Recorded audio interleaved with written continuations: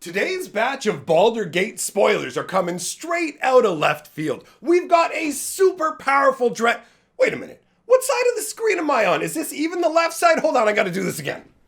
Alright, Baldur's Gate's got some spoilers and here's a field. Magic. I am a wizard! History. I'm an old wizard! The magic historian. My bones hurt. Greetings, owners of fine luxury cardboard rectangles, my friends. I hope the day finds you well, because we have gathered for another installment of Baldur's Gate goodness. And as an added bonus, I also have a ridiculous blooper for you that's going to be tacked on to the end of this video. With no further ado, let's look at some cardboard. We're starting off today with an absolutely bonkers mythic in the form of Ancient Copper Dragon, and I strongly suspect this is going to be one of the chase rares of the set. It is 2 red and 4 for a 6/5 flyer. It is an Elder Dragon. Now, interestingly, normally in Magic, Elder Dragons will be depicted as individuals. So, for example, Nicol Bolas is the most famous Elder Dragon in all of Magic. But this is an Elder Dragon from the Dungeons and Dragons side of things. So what this represents is a dragon that has lived long enough to be moved up into the Elder class,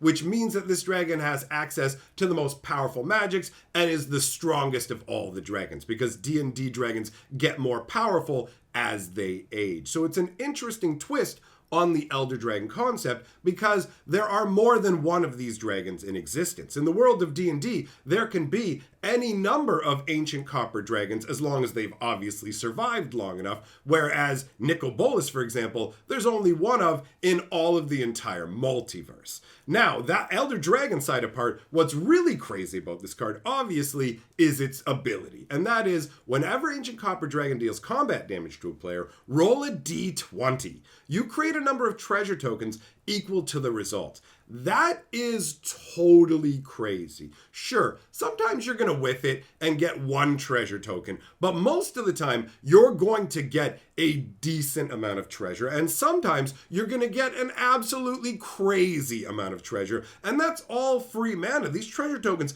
don't come into play tapped. There's tons of cards that care about treasure tokens, and think about the fact that Old Gnawbone, which is a legendary Elder Dragon from the previous D&D set that makes treasure tokens, that one is right up there in price, climbing up to being a $40 or $50 card. And these two creatures have very similar-ish abilities. They're not exactly parallel, but this is a very powerful effect, very desirable, and most importantly, unlike Old Gnawbone, ties in to the colors that most dragon players are going to play, right?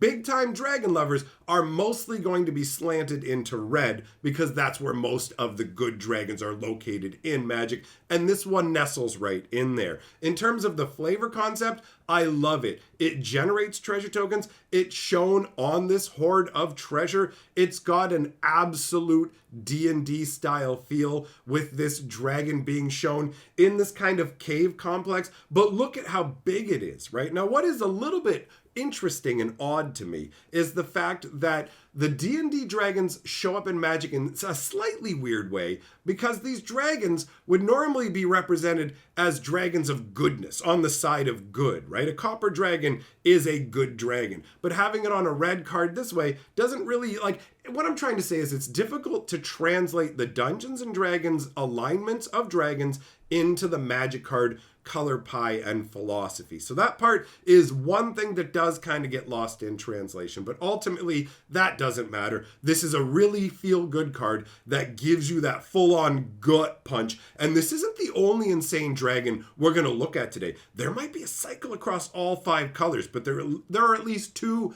D20 dragons in this set.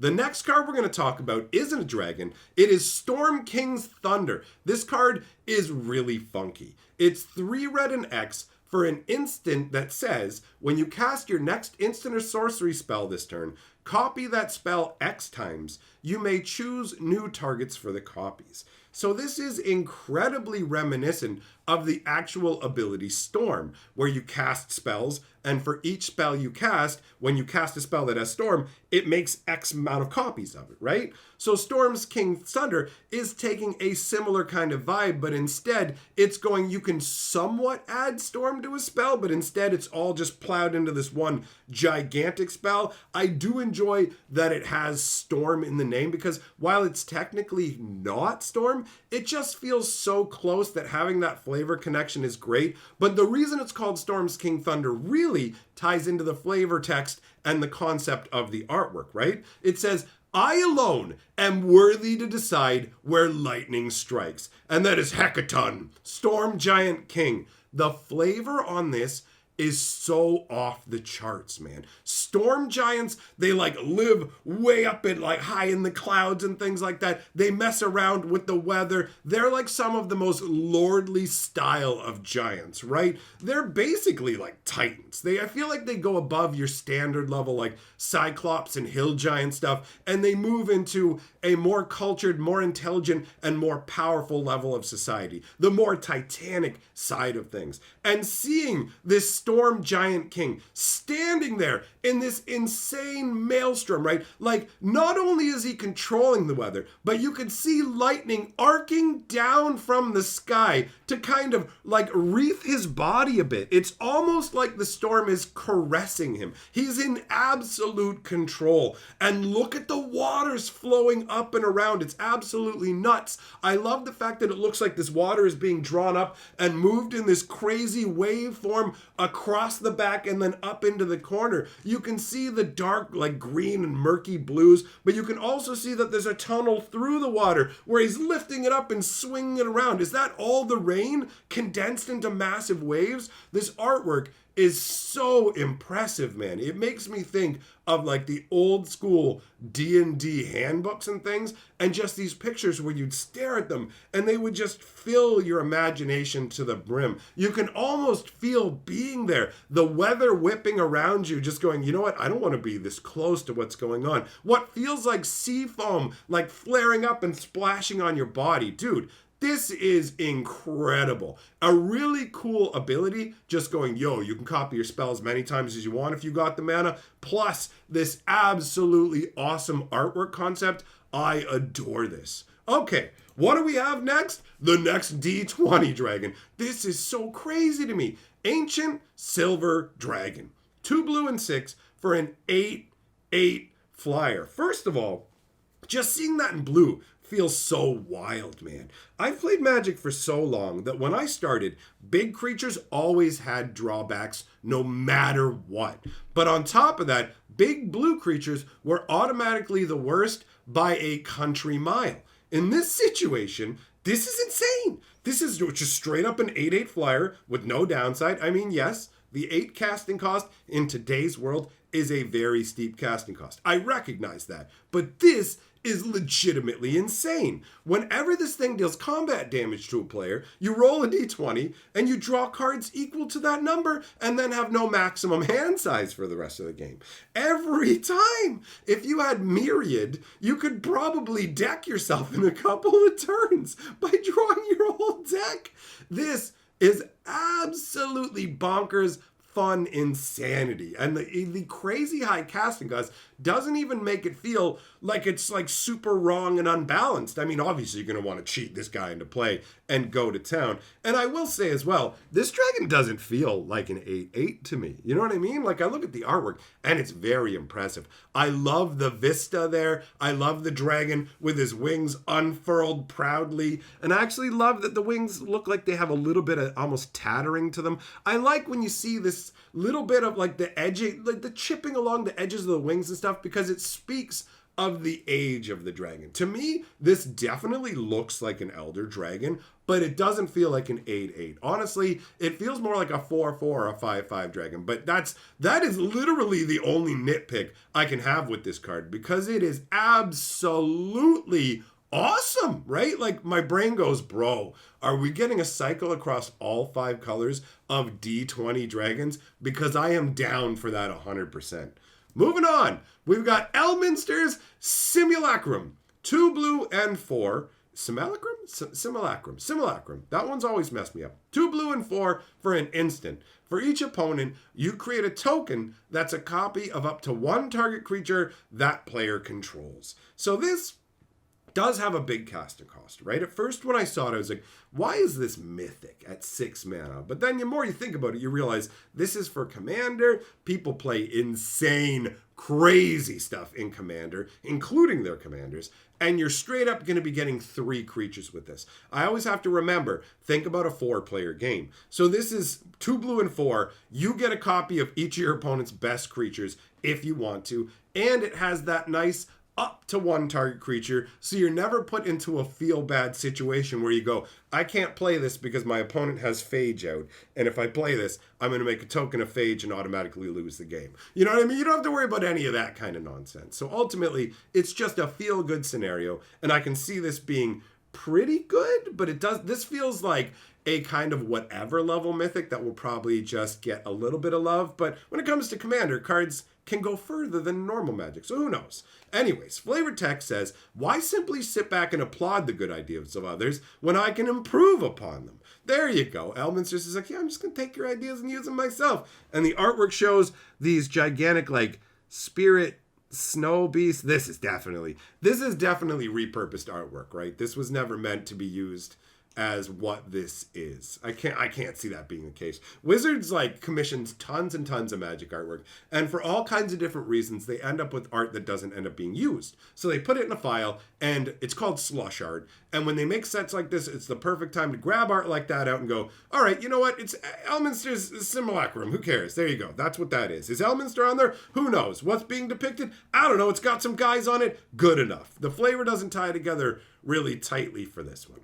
Moving on, we've got another dragon for the dragon lovers. Wrathful Red Dragon. 2 red and 3 for a 5/5 flyer. Whenever a dragon you control is dealt damage, it deals that much damage to any target that isn't a dragon. This feels crazy.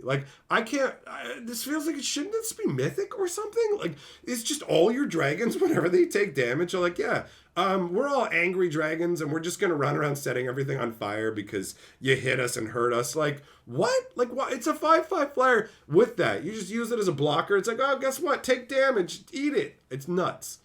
The flavor text says, we'll put it all back. The gems, the gold, the chalice that would have looked great on my mantle. We'll put everything. That's great. That flavor text is fun. It's like, didn't survive. The damage is going and taking the stuff from the dragon, I guess, you know? I guess maybe if they're like, we're sorry we knocked one of your scales off, sir. We'll do, you know, I guess they couldn't make that work the same with the flavor text. So the flavor text is definitely fun for a party being confronted by a dragon, but it doesn't perfectly tie into the ability. The artwork's great though. The dragon, they're towering over these diminutive figures. It totally ties in with the flavor text. I dig this card. It is solid. After that, we've got Blade of Selves.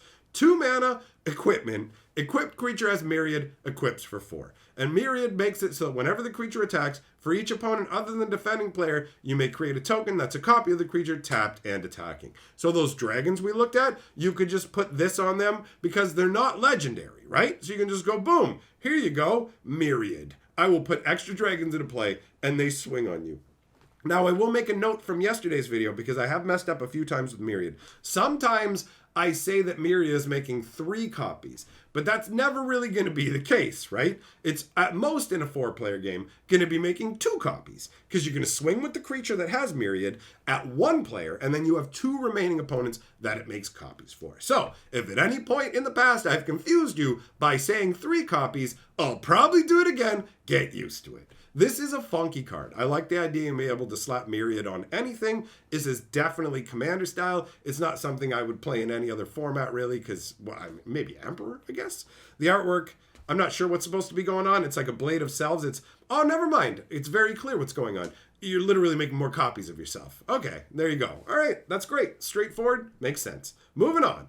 We've got Tomb of Horrors Adventurer. So we have adventurers that are named after particular dungeons, which is a admittedly kind of clunky naming convention. Tomb of Horrors Adventurer sounds strange, but automatically will connect with people who may not know that much about Magic, but are familiar with D&D, and that's what they're going for, right? So this is the first of those adventurers for the Tomb of Horrors specifically. 1 blue and 5 gets you a 4/4 Elven Monk. When it enters the battlefield, you take the initiative, which is keyed into the particular dungeon for this set and allows you to enter into it. And whenever you've cast your second spell each turn, copy it. If you completed a dungeon, copy that spell twice instead. You may choose new targets for the copies.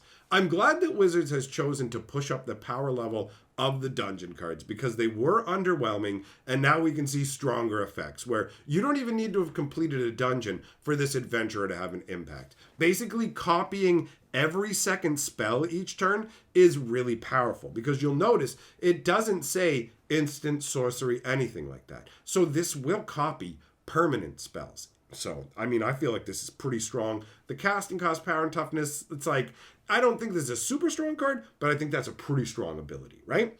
And I like the concept behind it. You have this Elven Monk with this incredible dexterity who is dodging these traps, right? You've got multiple arrows that are flying by in multiple directions. The elf has stopped themselves right before plunging into this pit of spikes and is grabbing this other arrow at the same time. It's a pretty impressive way to save yourself from the traps, right? Overall, solid. A+ on the adventure concept. Now, we're going to look at Ravenloft Adventurer. This is 1 black and 3 for a 3/4 human rogue assassin, and I'm also attaching the creature type liar to this guy because I find this card funny. So, when he enters the battlefield, you take the initiative.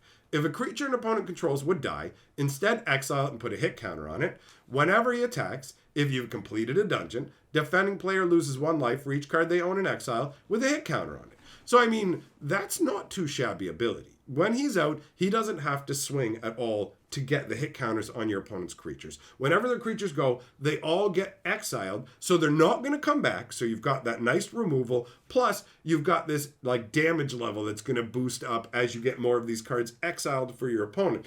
The funny thing to me is this guy is supposed to be an assassin, right? And he's claiming every single death as his responsibility. Like they all have a hit counter on them. That's the idea. So it's just like if somebody completely unrelated to him, your friend over there goes, I'm going to lightning bolt your goat. And then the Ravenloft adventurer is like, I killed that goat. And he shot it with a crossbow bolt. And it's like, it's just a burnt corpse that's already been electrocuted. Clearly, he's like, no, I did that. You know, and then a giant walks over and smashes some human. And he's like, I did that. And then a bird falls from the sky. Did it. You know what I mean? Like he's just running around claiming like every single death. He must be claiming a ton of bounties. This is the Raven Liar adventurer. I destroyed everybody. Like you play a spell like Wrath of God that wipes out everybody. A god descends from the heaven, just wipes everybody out, and as he's dying, he's leaving there going, I did all of this. It was me. You know, like it's just silly. It's a fun card too, but that part of the concept really made me laugh. All right, so that wraps up the spoilers, my friends. Hope you enjoyed it. Big shout out to my patrons. Greetings, owners. Ow! Oh, that hurt. There's an outtake for you. Ah, my finger, dude, it's throbbing. Oh, mama, no. Ah, it tingles so much. Make it stop.